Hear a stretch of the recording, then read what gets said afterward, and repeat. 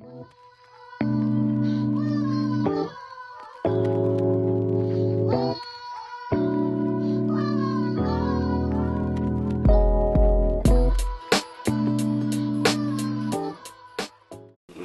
is practically, well, it's basically genitalia, isn't it? Uh-huh. So, you know, so even though when they're asking me, they basically ask me, so what does your dick look like? What does this do? What does that look like? You know, are you getting more surgery? Are you this? Are you that? And then it goes from there, really. I'm very sexual, so that's why people just, like, you know, they're just so like, do you know what I mean? Because I'm so it's kind of like, and I don't mind telling them, but normally, like recently, in the last couple of years, I've been slowing down on that. So I'm a promoter. Well, I used to promote, and I used to model as well. Of recent, I actually look after my daughter.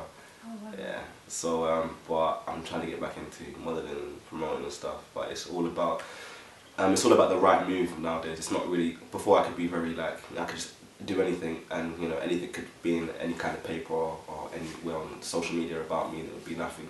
But I have to be very mindful about what I'm doing, because it will reflect back on my daughter when she's older, and it definitely will. And I don't want to ever, you know, put her into anything. You know, I know at the end of the day, controversy does pay, but I don't know if money's worth my daughter's, you know, forsaking like what could happen to my daughter when she's older. I was blessed with the most cutest daughter, you know, cutest baby I've ever seen in a long time. And I mean, she's just, I don't know, I feel too fortunate. You know, she can be a nightmare, but she's a baby, so. But I've been really, really fortunate, really blessed.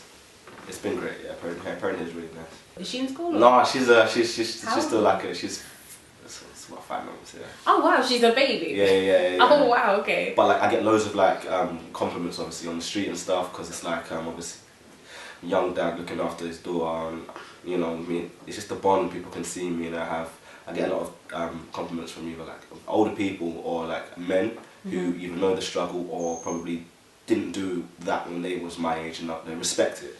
So yeah, it's nice. And what she taught you so far about yourself and about life?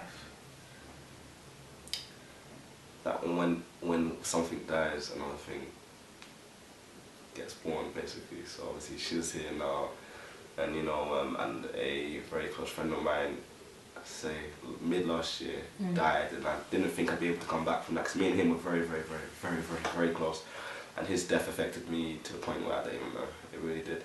And then her being born, it just shows you that, you know, you get attached to things, get attached to the body way too much. And we are all spirits, and this is just a shell, and we shouldn't be attached too much to the shell. My plans for the future is, well, I'm not gonna lie, I'd love to just wake up tomorrow and be like a supermodel, and you know, like be flying out to Milan. But, you know, being realistic, I would hope to get signed again, literally just get signed again, and not get dropped. And it really just, I want to open up my own company soon as well, to be extremely honest. And I want it to be for transgendered models. I know that they're doing that at the moment, actually on Oxygen. Whoopi Goldberg's doing Strut, and everyone's like, oh, you should be in that, you should be in that. I could, but I would like to. I prefer to do my own thing, open up my own company and do it like that. And then, yeah, hopefully, not just for transgender people actually, anyone in the LGBT, or anyone that has an androgynous look about them. It'd be really nice. I think androgyny looks really beautiful, especially on camera. The more easier to work with actually in terms of modelling. I was never bullied about anything. Like, if anything, I failed my GCSEs because of the amount of questions and the amount of girls that were intrigued about this whole intersex thing. Yeah, it was question after question. Oh, so fascinating. Oh, I just like, oh my days, like, it's something to be fascinated about. Maybe because I'm used to myself. Are you guys fascinated? I don't really think it's fascinating. The thing is, I find it is that if you're not having sex with the person, then what is between their, what does it matter? Like, I don't get it. What is between their legs? What does it matter? You know what I'm saying? If you're not gonna ever see it, you're not gonna have sex with them. It's just like, okay, now you've told me what's in between your legs, but I'm still not gonna sleep with you. So dating's easy for me. And so the reason why dating is easy for me, because like the looks attract people, and then after that everything else just rolls with it. So I've never had a problem with dating. It's just when the dating's coming to an end. Yeah, I got some really crazy. I got some crazy females, very crazy heartbroken females. I haven't been the most loyalist in my time. So obviously because of that, you know, females, you know, they can get a bit crazy at the end of our relationship, and it never is to do with anything about looks or or body weight or anything. Because obviously I try to make sure that I maintain the things that I can do. But then it will be about, you know, the whole intersex stuff, you know what I mean? It almost always is, which is fine about, man. Okay, obviously people look at me straight away, they're like, that's a guy, you know. I've even been told a few times I look like a guy with a big dick, and I find that crazy. It's like, I look like a guy with a big dick, you know, 5'8", really? And I think to myself sometimes, like, so they kind of just expect it.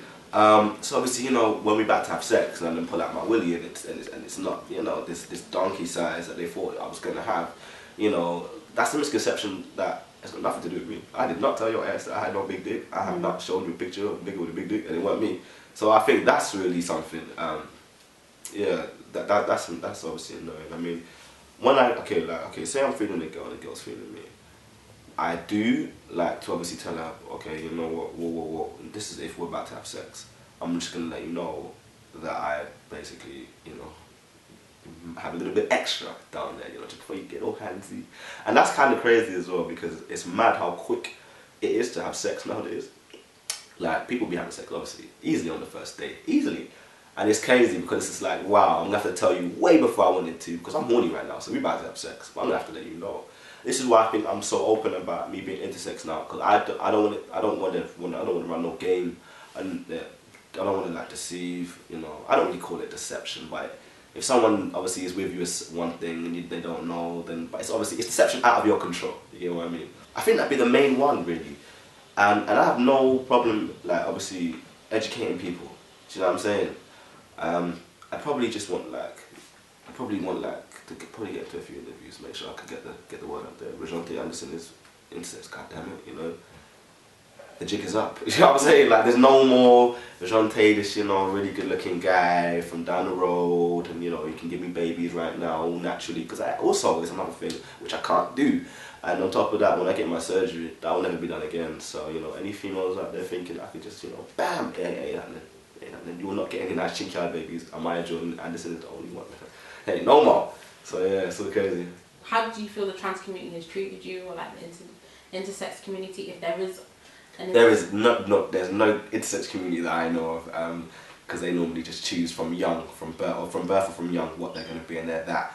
Me, I'm still half and half. But in terms of the trans community is actually treating me quite good. I've lost a lot of friends which I thought were friends, because my transition has gone more successful than theirs. I don't know how, but you know, when it's someone in their head, they, you know, like, oh, his voice is deeper than mine. I'm shorter than him. It's ridiculous, because I don't know if biological guys go around walking all day long comparing themselves to other guys and falling out of their voice because one's voice is deeper than the other, to be honest. So there's some jealousy. There is. There's transgender, and then there is intersex.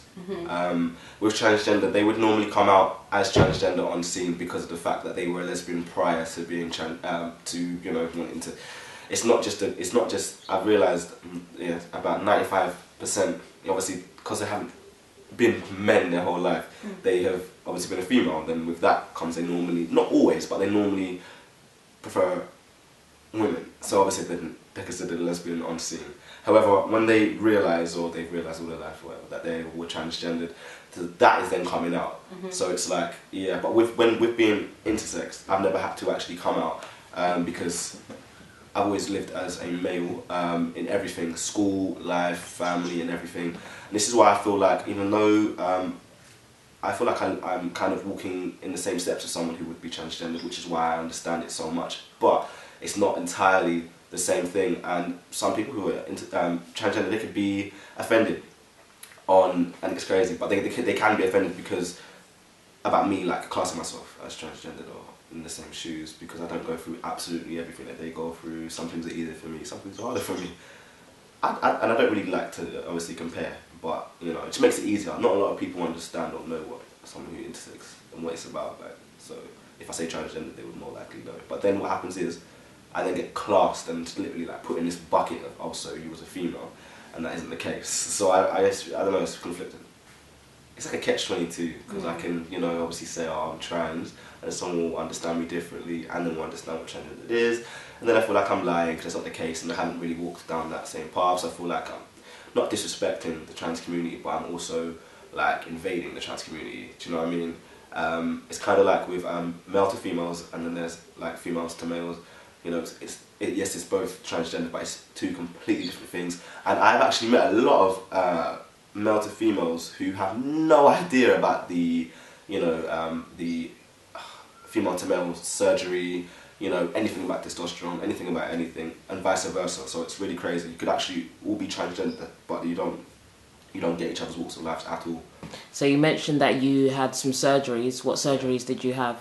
So I had a double mastectomy. That was at the hands of abusing testosterone beyond belief, which then converted the chest I didn't even have into estrogen, which meant that I basically had like, you know, a nice pair of boobs. Yeah, but they were like, I think I was actually thinking about what size it was. I never got measured because I never used to wear bra. But I mean, so I've had that. And I'd advise, you know, anyone who is trans or in the trans community, don't get too desperate and start taking testosterone too much without knowing that how much you must take. God damn it, because that really hurt, man. That surgery was crazy. Anyway, and on top of that, I'm having a hysterectomy followed by, you know, like my dick. Yeah, it'll be my dick that's still there and everything, so I'm all cool. It's still my dick, whatever. But yeah, so I'm about to get that done as well in January. But that's just gonna be really for everything, and that's pretty balls. So yeah, looking forward to that too. I was saying earlier, how have you found friendships and things? How, you know, your friends treated you over the years? Have you lost any friends due to how confident you are, or, you know, how your life has changed and, you know, the things that you've done? Yeah, I've kind of like lost friends, gotten friends, you know what I mean, gained and just lost all throughout life really. But yeah, obviously because of the confidence, not everybody can hack it, and that's fine. Do you know what I mean? I have no problem letting go of people. And then at the same time, I feel like I've gained some really amazing friends who are a lot like me, and who also understand, you know, my opinions, the way I can be, the way I speak, stuff like that, you know. So yeah. And what would you say to, you know, those type of people that you haven't spoken to in a long time, or people that don't like you, or for whatever reason? I would say I love you, and I really do hope you get over your hate and your anger towards me, and hopefully you can get a bit of confidence too in the future.